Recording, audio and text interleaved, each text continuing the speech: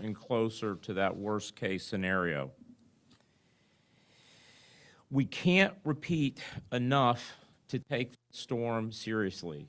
Those of you that have lived in this county or the Tampa Bay area for decades are well aware that we often get reports of storms approaching, and through the act of God, we do not see the worst case scenario. Now you'll notice as the news continues throughout this day, people are remembering the last storm that hit Tampa Bay, which was 100 years ago. This could very well be that next 100-year storm. Be prepared to take action, especially if you are in the level A or B evacuation zones. This morning, we announced a mandatory evacuation for the level A zone and a voluntary and highly recommended evacuation for level B. So know the areas that you're in, know what level your evacuation area is.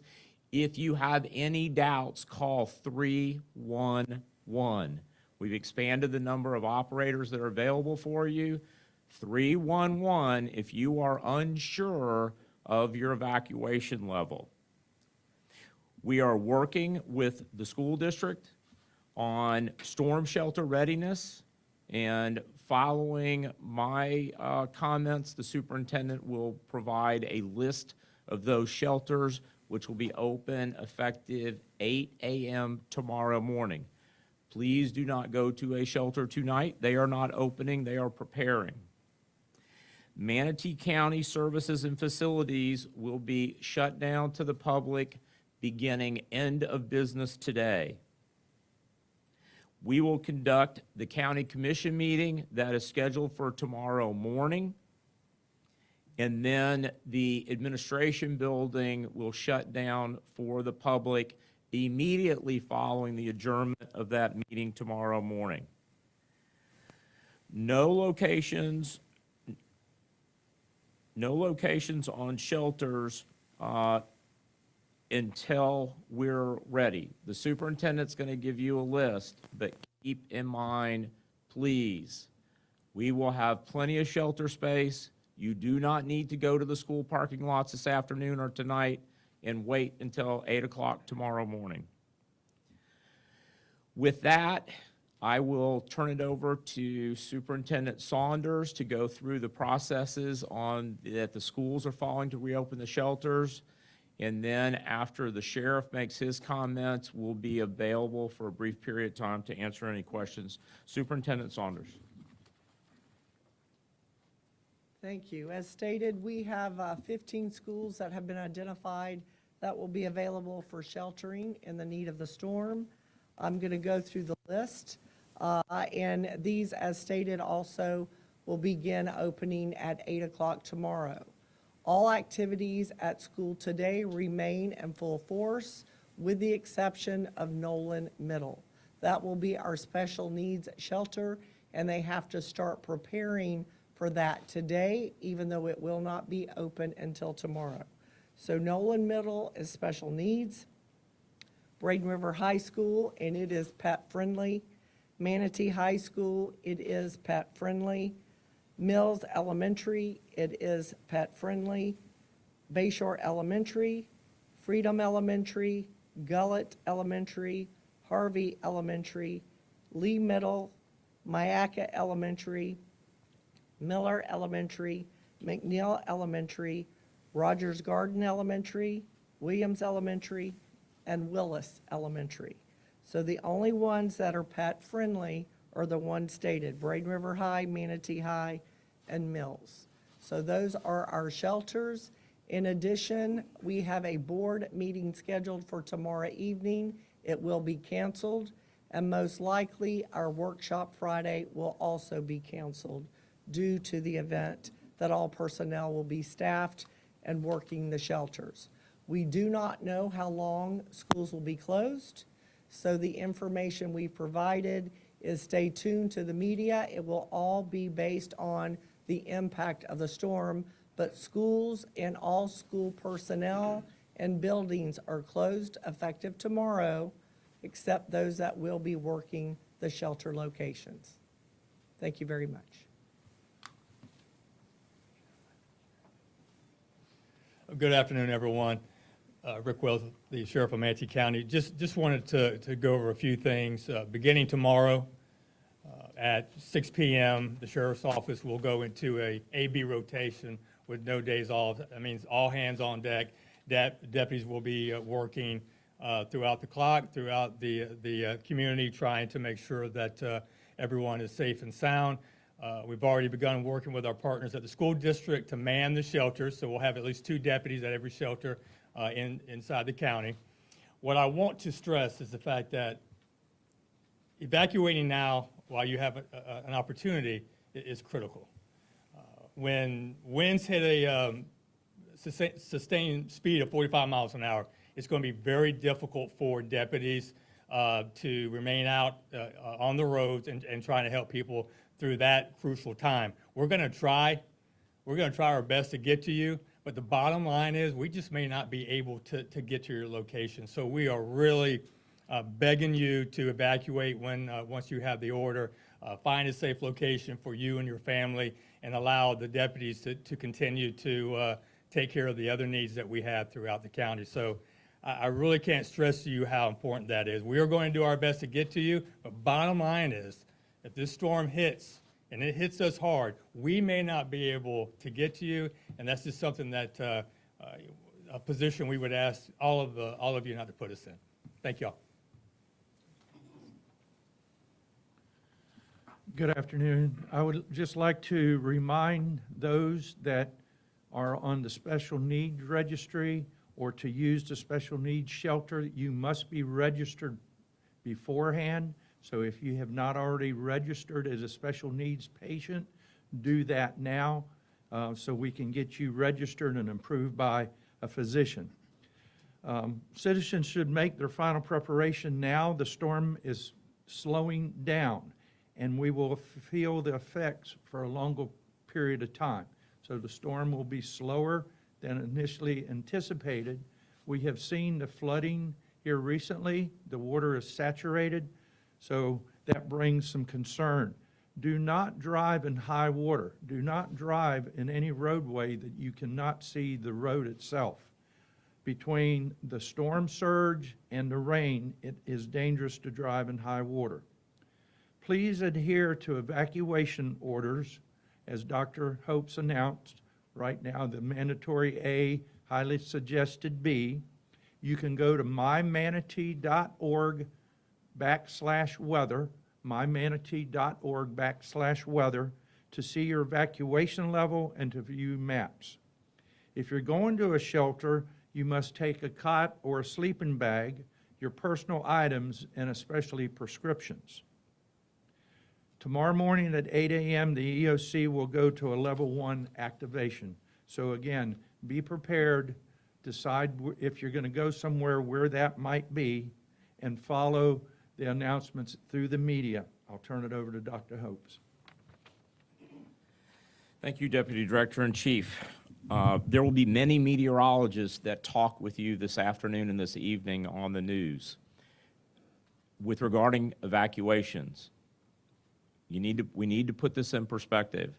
We are looking in the Tampa Bay area of a 10 to 15 foot storm surge, with some areas of northern Tampa Bay exceeding 15 feet.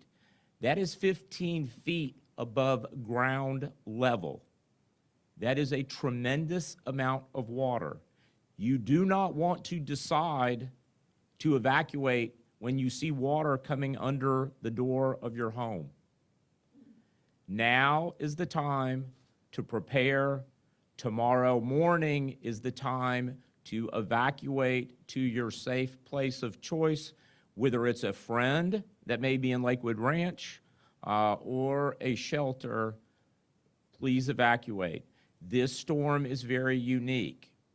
As Chief Lischauer mentioned, it is slowing down. They expect the storm in current forecast to only move at 5 to 7 miles an hour from our south to the northern part of Pinellas County. Many people walk at that speed. A slow bicyclist bikes at that speed. We can expect tropical storm force winds and weather and hurricane force winds and weather for a period of time from around 2 a.m. Wednesday morning. The earliest may be 8 p.m. Tuesday evening through 2 to 3 a.m. Friday. 48 hours of hurricane or tropical storm force winds and rain and storm surge in a relentless fashion without a break in the current projections. So you want to get to a safe place to ride out this storm, and you want to go to that safe place sometime before sundown tomorrow. I cannot express that enough. We will not be able to help you after the weather begins to hit the tropical storm force winds and rain. So know your evacuation level. Please heed our orders and our recommendations. With that, we'll take a few questions. Do you anticipate having to make any other evacuation orders? It is possible. Right now, B is voluntary, and that's based basically on the models that we've been provided on storm surge and not being able to access you if you're in trouble. On the island, I know many people on Anna Maria Island and Holmes Beach, and they said they've never had to evacuate. If you've ever wanted to try out following the mandatory order, now's the time to do it and just see how it plays out for you. This is not where I would take the risk. And just to be clear, so folks should be hunkered down wherever they're going to ride out this storm by 8 p.m. tomorrow, correct? Absolutely. By 8 p.m. or sundown tomorrow. The earliest projection for us currently, the earliest we can see tropical storm force winds and weather, they're saying is around 8 to 9 p.m. tomorrow night. So you want to be in that safe place with your loved ones, including your pets, by 8 p.m. tomorrow evening. Should it change, we will let you know. We are here throughout the night to ensure that you are safe, our community is protected, and to the best extent possible, we're protecting your property and your lives. The equipment that you guys have out on Anna Maria, are you guys doing anything to make sure nothing happens to that during the storm? There's a lot taking place with regards to that. There's staging of equipment so we can get out to the island. There are certain equipment that's at our beach patrol sites and things like that. But the road construction equipment and They're working on that now. As you know, we've got a lot of construction at Coquina Key. Holmes Beach has 2 roads, and contractors today and tomorrow are going to be securing those materials and that equipment. In A, it's about 100,000 households, and including the B, I think we're looking at about 120,000 households. So it's a lot of movement, and people are starting to move. 100 and 120, so 220? No. Including, I think we're looking at what, 120,000 households? 120,000 households combined A and B. if you don't leave when it's mandatory, I know you get in trouble. Is there anything in the law that forces you to evacuate? No, if they want to take that risk, you know, they're grown adults. And once again, we're going to try to help them out, but there's going to become a time when we can't get there. What time is that? What wind speeds? 45. 45 miles At per 45, hour. we're going to hunker down with everyone else. Deputies will be inside at that time. And here at the EOC, when the winds hit that level, we bolt the doors. You're not leaving and you're not coming in. Remember too, please, all mobile homes, manufactured homes are in level A evacuation zone. Do not take a risk. This storm has a high probability of spinning off tornadoes. Those of you in Colony Cove and a few other areas in the past month, you've experienced damage, including total destruction of mobile homes with just microburst. This is a major Category 4 and Category 3 hurricane when it nears our area. Do you have a set time of when you'll be shutting down the island, or is that 45? The island will be shutting down at sundown. You will not be able to get on the island. We are going to encourage you to get off of the island before sundown. Mandatory evacuation on the island tomorrow. Prepare today. If you're ready, leave today. But be sure that you are on your way off of the island. You only have 3 bridges to choose from. All right? Be on one of them before sundown. Around an hour after sundown, the water will be shut off to the island. That is because we have to protect our water system and our infrastructure. The water on the island has to be shut down by hand. We have to send utility workers out there to multiple points to shut off those valves. We will not be able to send them out there once the weather comes in. So before the earliest predicted arrival of tropical storm winds, the island's water will be shut off. It will not be turned back on until we verify that we can turn it on without losing all the water in our system.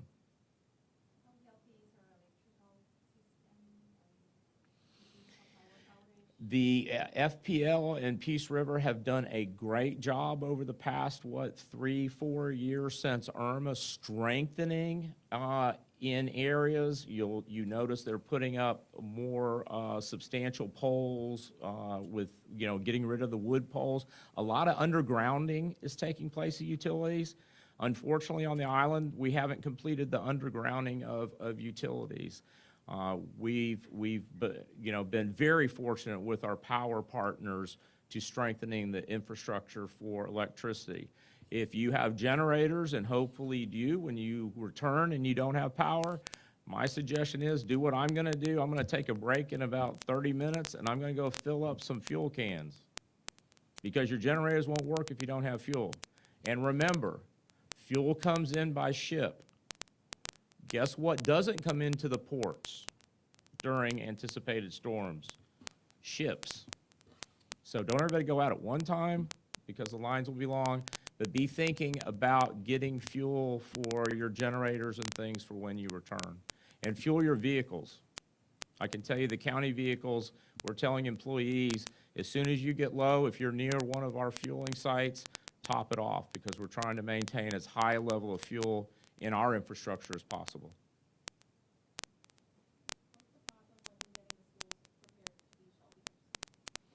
The teams will go in, and the superintendent can verify that. The teams will go in once the children leave today. Nolan is the one that takes the longest period of time. Dr. Bensey at the health department informed us earlier that she needs about 4 hours to prepare for Nolan because of the special needs status of it. Our teams will be out there within about 30 minutes of the first patient arriving. The school will switch over to the generator system so that they will be on uninterrupted power from the first patient until we clear the shelter after the storm. Any other questions?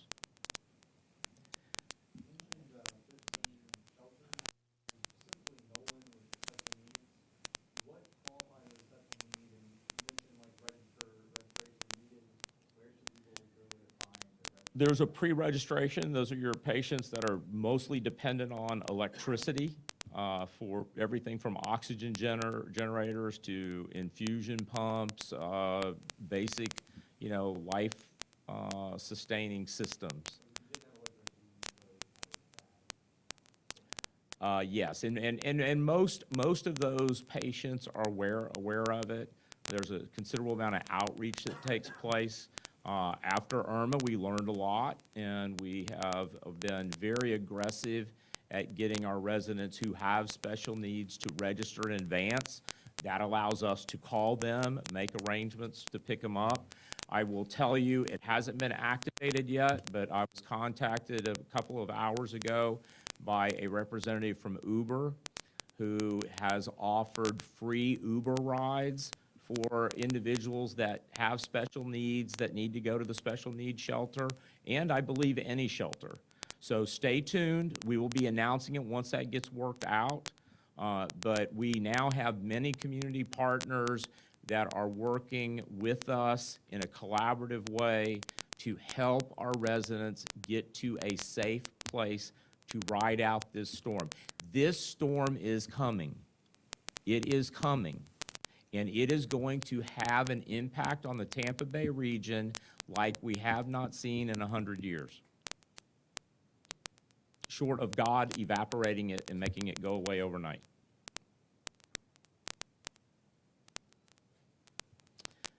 Thank you. We will have updates to you as they arrive. Expect a full day tomorrow, and Bill will let you know if we have information that needs to get out, and we will let you all know. All right, thank you for being here. Thanks for getting the word out.